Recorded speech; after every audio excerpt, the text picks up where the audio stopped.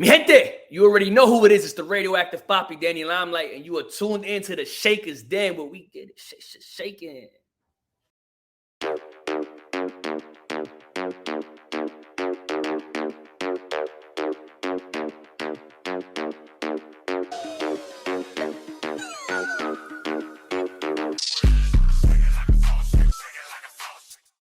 What's up, everybody? You are tuned in to the Shakkas Den. Myself, one half of the dominating tag team here in wrestling media.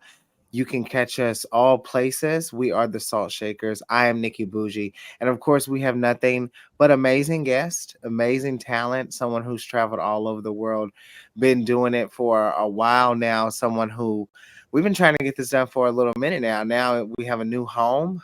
So we welcome you to our new home, Danny Limelight, the man, the myth, the legend. What's going on, man? What's up, Nikki? What's going on, mi gente? How you doing? It has been a while. We've been trying to make this happen for a little bit. I'm We glad, have almost a glad we're finally year. doing it. We Almost a year? are, yeah. It's been that long? It's been I've that been shaking long. and making you for a year? Well, Nah. I think it's It was like, schedules, yeah. schedules, It's been, and I thought it started like WrestleCon time. It wasn't like it was longer than that? no, it was before. I've been hitting you up Damn. before. Yeah, trying to get because I like to talk to people who are in the indies because it's a very interesting. It's a very different dynamic in wrestling. Mhm. So but what's been going on? How have you been doing? I've been good. I've been staying busy, Yeah. traveling a lot for wrestling. Most of my bookings these days are out of state. So I've been on the road a lot. Been dealing with the strike out here, the actors and writers strike in LA. Been bobbing and weaving through that. And just like, I'm a full-time student. I'm a full-time dad, Yes. single dad. My kids live with their moms and shit. So we do that. So I've been Right. busy being a father. And then I got a little puppy now. So I've been a little dog dad for a little while. And just like really just navigating life, like getting in where I fit in, basically. What I about know you? that's right. Me, maintaining. We have some new stuff that we're gonna be doing. It's very important for me to always make sure in the world of wrestling it never stops. So you have to maintain your mental health. But before we get into wrestling, because you are an actor, you've been featured in a plethora of movies and different things all over. I was watching this movie. It was the prison movie. Yeah, Lord of the Streets. Yeah. Yes. And I happened to see you in that. So talk about your acting career and how did you get into acting? So really, like, honestly, like the wrestling kind of led me towards like the stunt department of filmmaking. And then that kind of got me into the acting side. So I've always kind of envisioned myself as like an action actor, whether it's like a Jason Statham or a Keanu Reeves or, one of the guys that are acting, they're lead actors, but they're also doing their own stunts. They're having these sick fight scenes and stuff. And I've always, since I was a child, have loved movies and filmmaking and just been super enthusiastic about the whole process from the beginning stages of production. When you're writing the script, getting everything together, then you're filming, you're in production, and then the post-production stages. I've gone to school for it. I went to the New York Film Academy for acting. I went to Los Angeles Film School for film production. So I kind of got into it through stunts, and then the stunts led me into acting, and then I started auditioning. I got agents, my daughter got agents, and just been auditioning for all types of things from Power to Stranger Things, NCIS, Netflix shows, movies, a bunch of things that are really cool, and some things that I have booked and some things that I haven't booked, some commercials. I did like a Zaxby's commercial for their chicken sandwich. And you talking about the prison movie, Lord of the Streets. I was actually bald and no beard in that film. So that was cool, little change. I did an NCIS episode. I actually have a Netflix show coming out that I'm in with Michelle Yeoh, the Academy Award winner from last year, Best Actress.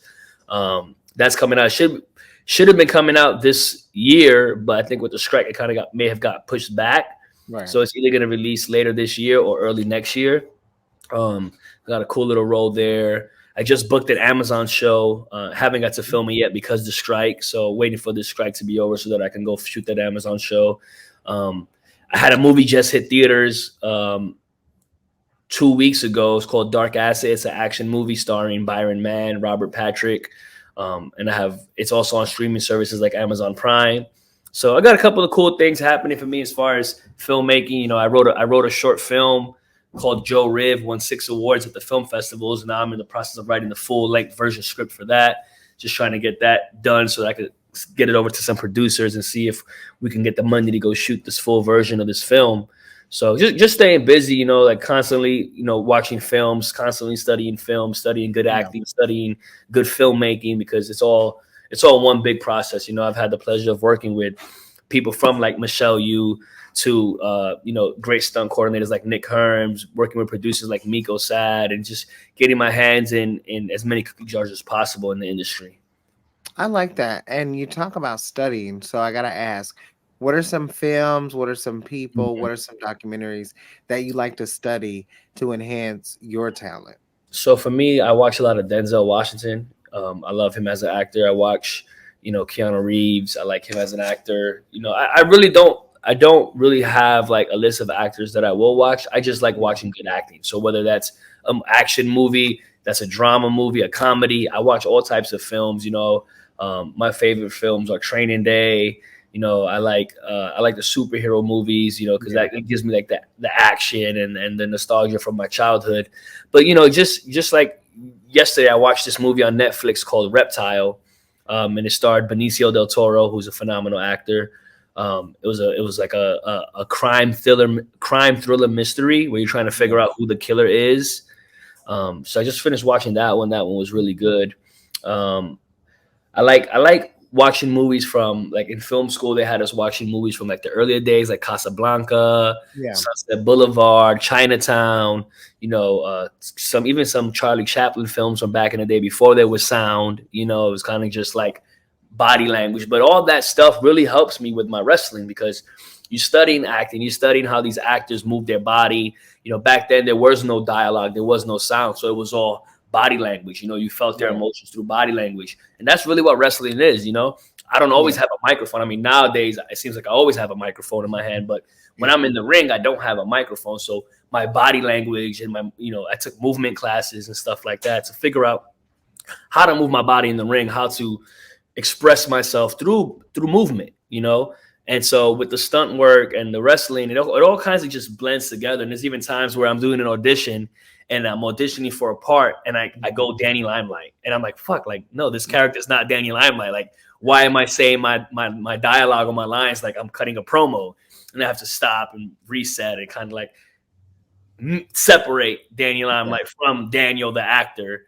And so it's been fun. It's been a hell of a journey, like just being able to audition for these big things and getting callbacks and just meeting producers and directors and working with some great people. And just, it's a slow build, it's a slow burn, just like wrestling. It's not, no one's really an overnight success. I mean, very, very rare Yeah. occasion where someone, Yeah. their first shot, boom, blows them up. So we just getting in where we fit in. Just constantly grinding. I like that. Now we have to talk about Danny Limelight, the creation. Where does a lot of the influence go? And another part to that question is, what do you want the world to see Danny Limelight as? Wow, that's a good question. So when I first started wrestling, um, my inspiration was drawn. A lot of people don't know this. A lot of the inspiration was drawn from Floyd Mayweather and The Miz. That was like this cocky, arrogant heel, and I just love the way that I feel like The Miz doesn't get enough credit for how good of a performer he is, how good of an entertainer he is. Um, so I just love the way he was able to entertain in the microphone. And then Mayweather at the time was, he's the guy. He was the undefeated champ of professional boxing.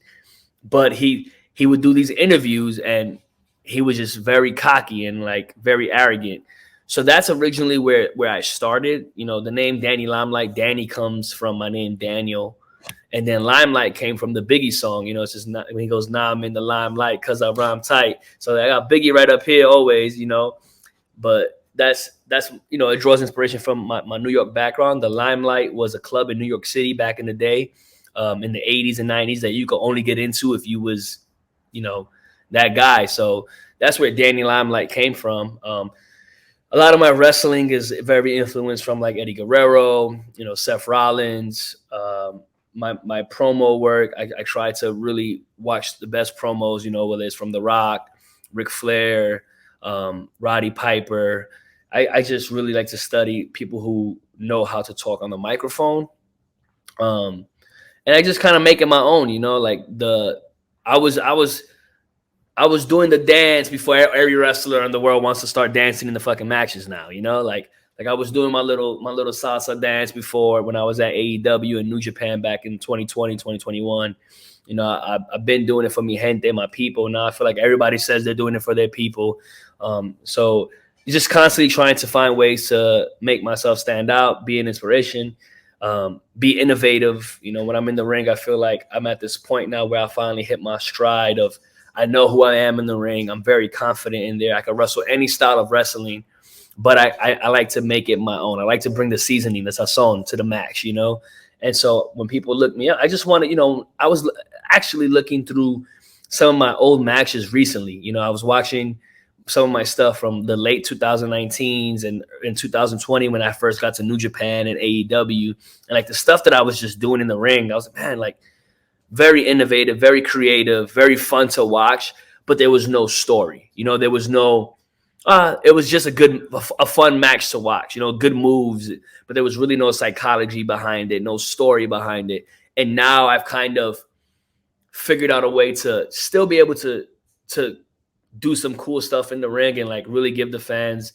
a show, but through my emotion, through my body language, through what I'm saying in my promos, through storytelling. I feel like I'm having the best matches of my career now, as far as I'm wrestling 20, 25-minute matches, defending the United Wrestling Network World Heavyweight Championship all over the U.S., Puerto Rico, and Mexico, and doing it in a way that I feel like people can really watch and look back and like, man, that was a really good, entertaining match.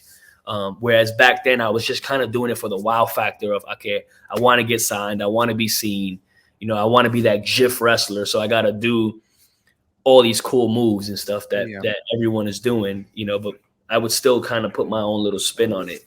So really, I just, like I feel like now that I've come into who Danny Limelight is, I'm 100% me. I'm authentic, and I feel like the stuff that I'm doing now is organic to me. It's original to me, and I see little things happening in certain places where people I used to work with or people that have worked with me. And I see them doing certain things, and I'm like, I know where you got that from. I know why you feel like you need to do this dance now, because you see that it works. You've seen that it worked for me. I seen it back in the day. Rick Rude used to do this right here. So it's always just wrestling is the same. It's just the person that makes it their own. It is, and it can be very subjective too. To Danny Limelight, of course, congratulations, over 300 days holding that title at this point. You made a list. You took to Twitter. I'm big on social media. I'm always on your social media. We're always in contact. Yeah. I'm always seeing what you have to say because you never hold back. And that's really good in wrestling, especially when you're not tied to one of these big companies. You put Speedball, JT Dunn, Leo Rush, just to name a few, Shane Taylor.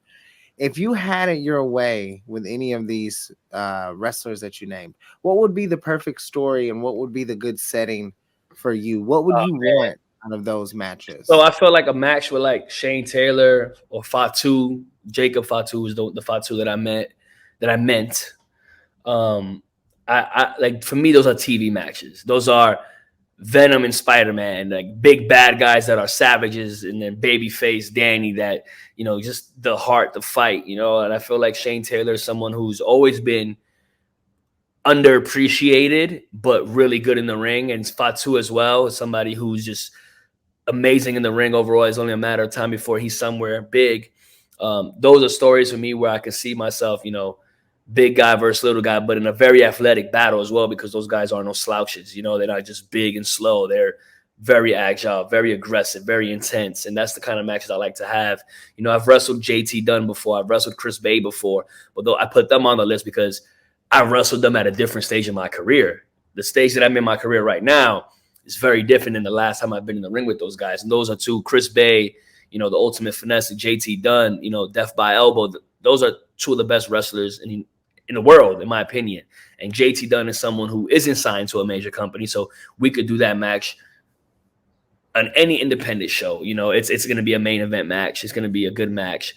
And Chris Bay, I haven't wrestled him since I think 2018, maybe 2019. I've known him since we both started, and is a really good friend of mine, but he's someone that has elevated his game to new levels, and is someone that I want to get in the ring with. And same thing with Speedball, and even I think I put Ace Austin on the list too. Another two guys that killed it in Impact, kill it in Impact. Speedball's at PWG. He's all over the world. Ace, now part of Bullet Club, is now getting eyes on him that he used to not have when I first wrestled him in 2019. The first time I wrestled Ace was in 2019 in Rhode Island, at XWA. So, which was also my first out-of-state booking. And we had a great time, but I know that I'm way better now than I was back then. And I know that I put some new names on the list, people that I've never wrestled, like Speedball, Leo Rush. I somehow have never wrestled him, and we've been in the same building, the same place, same city so many times. He's a good friend of mine. He's killing it right now with New Japan. He's killing it he was just recently an Impact X Division champion, and he has his music stuff going on. He's a good friend of mine and someone that I wish well always. But he's someone I never got to wrestle. He's someone that I feel like in the ring with him, we could do some wild shit, and similar styles, but similar in a way of we don't care what people think. We do it our way. We have our own swag to shit, and it's gonna be a good time. I like it. Don't matter where we do any of these, any of those guys on that list. It don't matter if it's at independent company. It doesn't matter if it's at Impact. It doesn't matter if it's at Ring of Honor. It doesn't matter if it's at AEW, AAA, New Japan. It doesn't matter. Wherever we go, CMLL. I don't care. Fuck PWG. I don't care. Wherever it is, whatever city, whatever state, is gonna be a good time. I feel like I'm someone who promotes shows. I bring my best, whether it's 5 people or 500 people or 5,000 people. It doesn't matter. You're gonna get the best of Danny Limelight every time I'm in the ring. And the same thing with those guys. Everybody on that list is there for a reason. I try to keep out, WWE guys and AEW big name talents from the list, because Jay White is somebody who's been on my list for a long time, but he's in contention for the AEW World Championship right now. He has other things on his plate. So I try to keep a list of guys that are on TV or killing it on the indies, but that is more realistically possible to happen in this time. Right. And I think you bring up a good point, because there was a time where Jay White, we were seeing him in Impact. We were seeing and you speak of Chris Bay. Chris Bay is a phenomenal talent who's reached the pinnacles of the indies, but also has that push in Impact Wrestling. Title or not, he stays relevant. And I've always been really intuitive with you guys on social media with the relationship. And Chris is great. One thing about Chris is he's actually a really good friend of mine. I got a lot of love for him. My daughter has love for him. He has love for my daughter, and that to me, it's something that I respect and appreciate. Yeah. You love to see it. Now I have to ask, because you bring up different people from different promotions. Yeah. You're holding a title right now over 300 days, but I know how you are, and I know you get hungry, and you're not a stagnant type of person. Is there any championship right now you've been looking at, from WWE to AEW to ROH to Impact? Every company there's a championship that I'm looking at. I want to be Impact X Division champion. Straight up, that's what I want. I don't know how we're gonna get there. But that's what I want to be. I want to be in the Impact X Division. I want to go to WWE too. I want to be everywhere, wherever I'm at. I know I could be an asset to any company. So it doesn't matter if it's NXT, it doesn't matter if it's Ring of Honor, it doesn't matter if it's back at AEW or even New Japan. I would love to get a shot at the New Japan, the Junior Heavyweight Championship.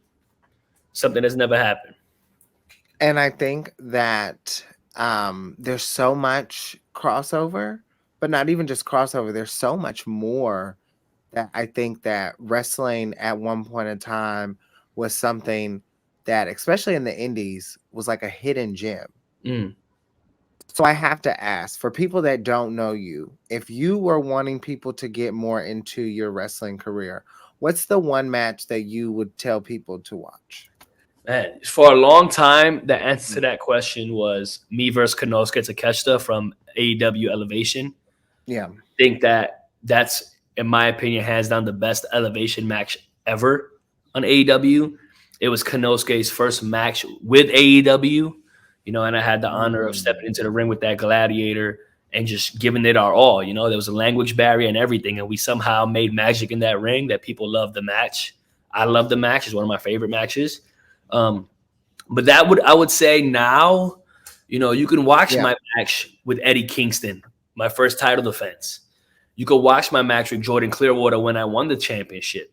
You could watch any of my matches with Clark Connors. Yeah.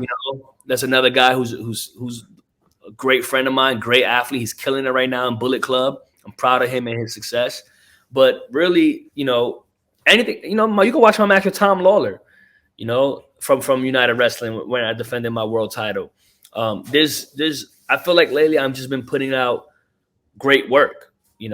Back then when I was with AEW, that was the match I would tell people: Konosuke Takeshita. Watch my match with Konosuke, or even my match with John Moxley was another good fun match to watch. But at this stage of my career, I'm just telling stories that I wasn't telling before. And I love my work back then. I was proud of it. It took me places that I probably wouldn't have gone to if I didn't have that. Yeah. But the work that I'm putting out now is my best work. Character-wise, story-wise, promo-wise, in-ring work-wise. Yeah. I'm just on a different level right now. And they don't give me my flowers. People don't want to give me my flowers. I don't need them. I don't need that to solidify who I am. Yeah. I know the work that I'm doing, and the real ones know. Speaking of flowers, there's a lot of, we all know how the wrestling community can be at times. I want to go back to May 14th, 2022. Do you know where I'm going with this? Capital Collision. Okay. In New Japan. In DC. Yeah, I botched. Okay. The botch. Yeah. I gotta know, because you have such a tough skin from what we see on TV with Danny Limelight. Yeah. Talk about the importance of growing from a botch and using that as a staple, because we've heard of botchamania. We see it, we watch it, How do you grow from that as a wrestler? Well, honestly, it's a fight. You're in the ring, it's a pay-per-view, and the last thing you want to do in front of a live pay-per-view crowd with a company as prestigious as New Japan is botch, or whatever you want to call it. But the move that I was doing is a move that a lot of people can't do anyways. No. So, and if you watch the match, like, as soon as it happened, I there was no space of me showing any kind of, I fucked up. It slipped, match ended, and then just went straight right back and found another way to get to the point. And I think that it's important to just, you have to be thick-skinned. And I'm sure people went on Twitter and said whatever the fuck they wanted to say, but I don't let that shit get to me, because I'm gonna be 100% with you. Like, if they're not fucking me, feeding me, or paying my bills, I don't care what they gotta say. Sorry for cursing. I don't know if this is a no curse zone. You can listen. That's how I've always lived my life. Like, inside I'm like, you don't want to mess up. No one. I'm a perfectionist. Like, since I went through the Marine Corps, 10 years in the Marine Corps, they strive for perfection. My senior drone instructors stack up and keep moving like nothing happened. That's a different kind of professional. Some people might be like, I just shit the bed on pay-per-view. Oh my God, blah, blah, blah, blah, blah. But people mess up from the independents all the way to WWE. It's just how you bounce back, how you move through it. If I sat there and like, woe is me, and really let the people get into the, you fucked up, there was none of that. It just, oh shit, he slipped. And then went right back to it and hit DKC with the DDT. 1, 2, 3, match was over. And of course, I would have loved for it to go the way I wanted, because it's my first time getting a big win on pay-per-view in a while with the group. Team Filthy at the time, Tom was the world champion. Like, we had this awesome year and a half of just dominating, but I was never the one to get the win. And when it was finally my time, I was like, I fumbled, but I fumbled, picked up the ball, and kept pushing to the end zone. So that's all I can say about that. And as far as growing from it, it's just not being too hard on yourself. Still remembering that this is professional wrestling. Like, you still want to have fun, you still want to enjoy it. The pay is the same whether you slip up or not, but you don't want to slip up. You just got to remember that, push through it, move through it. It's the same thing. Like, if I compare it back to the military, if we have a certain strategic plan, we want to go contact left, we want to go a certain way, something happens, we have to redirect, you have to adapt and overcome. You got to be adaptable in whether it's the military or it's professional wrestling. And so even though it kind of was a little chip to the armor of my pride or my ego, it was something that I could have easily buffed off and just kept it pushing. Yeah. And I think also people don't look at it in a PR standpoint too. You did something that allowed your name to be featured. No matter if people were talking good or bad, your name was being talked about. And I think that's sometimes it can be good, it can be bad, but it's one of those things that wrestling continuously moves. So no matter if people are talking good or bad, they're talking. And I think that's the biggest thing that I took away, that I always take away from things when I see people talk about it, is one of those things where it's like it's a sport.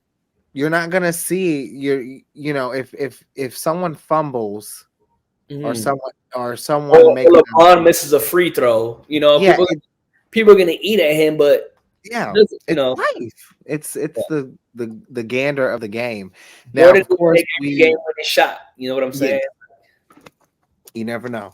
Now, over here in the Shakers Den, you know how much we love and care about women's wrestling. So I have to ask, do you have any women in the ring that you wanna step into and get some intergender wrestling going? So I haven't really had too many intergender matches Right, or wrestling matches with females. Um, right. I think I've only wrestled Miranda Alizé a while back, Yeah. um, and maybe one other person I can't even remember. But I've done like mixed tag matches, like in Yeah. Mexico with like Christy Janes or like Lady Flamat or like Sexy Star. Um, Yeah. but as of right now, like I would say, like Brittany Brooks would be fun. Mm. J Rod, shit, Eva Lise. Who else? There's so many talented women that Yeah. are just doing so much in the industry right now. Um, I can't, like I can't really like directly finger point like I want to Yeah. wrestle her and her. Like I want to wrestle the best wrestlers in the world. Period. I know I Do made my list of my specific 10 dudes, but yeah. off the top of my head, if I had a name for you, I'd say Brittany Brooks, J Rod, Yeah. Viva Van's killing it.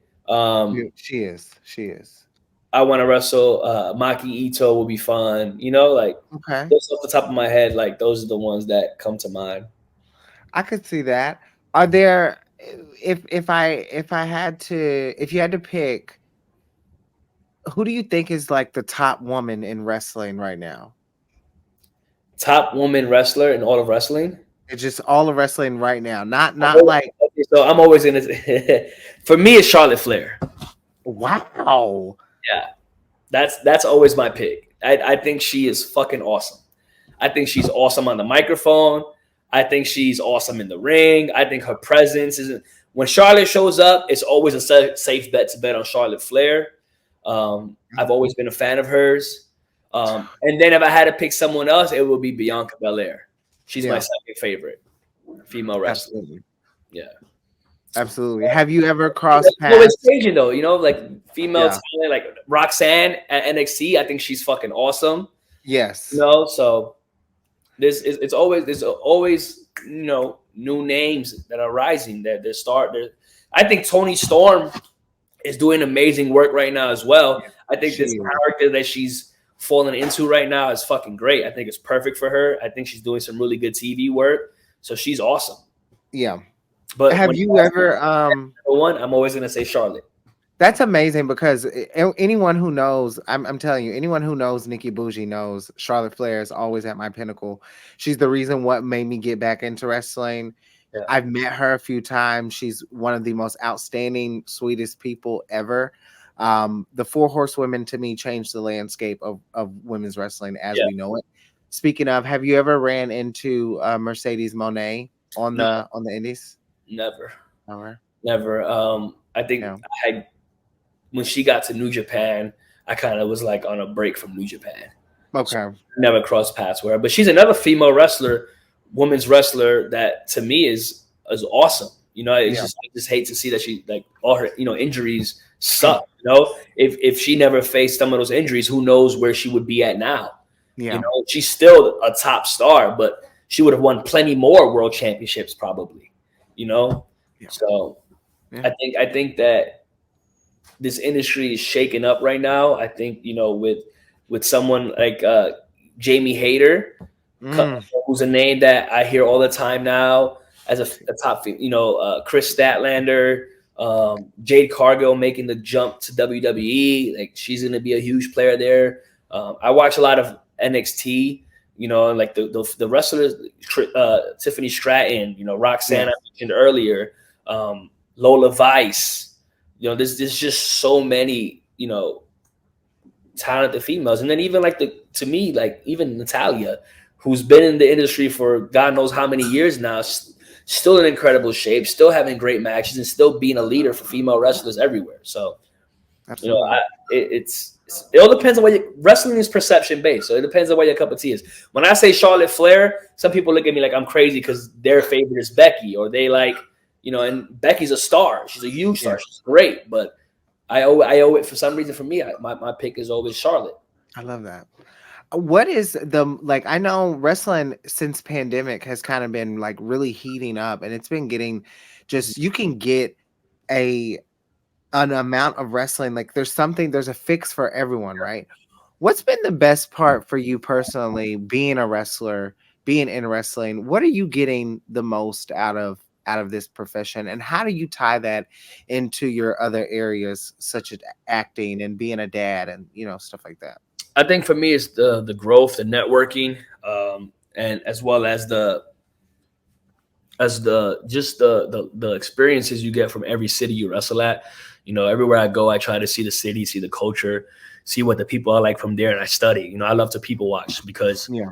I'm not always going to be playing an actor on TV that's from New York and Puerto Rican. I might have an audition for a Mexican guy from this place. So now that I travel so much for wrestling, I get to go to Texas, I get to go to Florida, I get to go to the East Coast, the Midwest, and just see what the people live like there, and what they do for fun, how they speak, what dialects they use.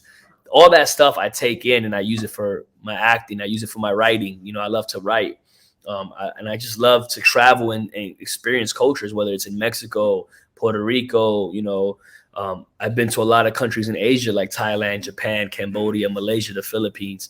Just seeing how these people live, and just taking what I can and applying it where it's applicable. It for me is very important.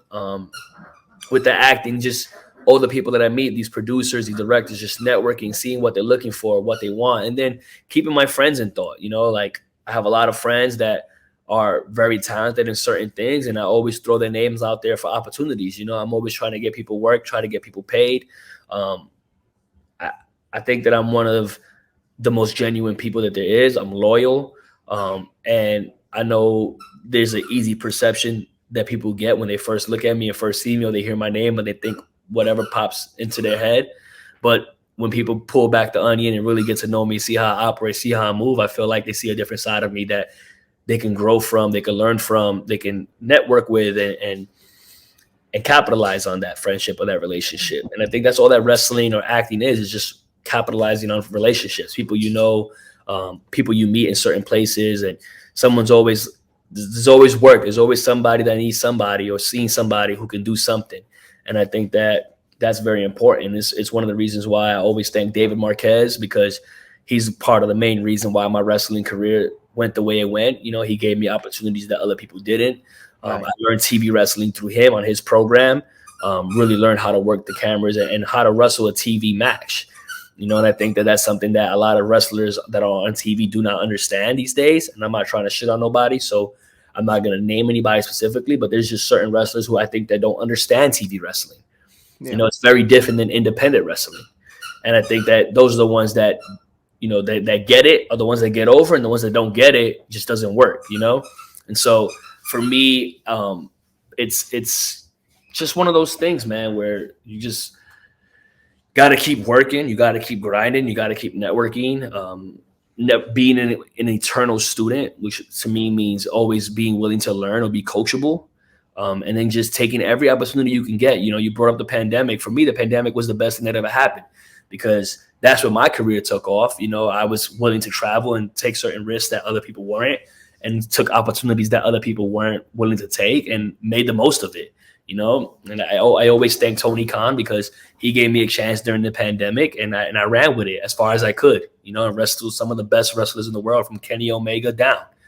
And, same thing with New Japan, regardless of my beef and heat with Rocky Romero and turning on him to join Team Filthy in New Japan, like, he gave me an opportunity. He got me in through the door at New Japan when I first started, and I just ran with every opportunity that was thrown my way. Same thing with Conan, him bringing me and Slice Boogie in to be the new 5150 LAX, got me to MLW, got me to Puerto Rico, got me to Mexico with AAA, and just capitalizing on those opportunities. I never say no unless it doesn't make sense. And if it makes sense to make dollars, and that's what I'm here for. Love that. Well, we are closing out the year. It's October. This year has gone by so. Look, I want to know, and I want you to really dive into telling the people who are watching, why is Danny Limelight the one they need to be watching 2023 and beyond? Well, that's for a long time, I consider myself underrated, and overhated.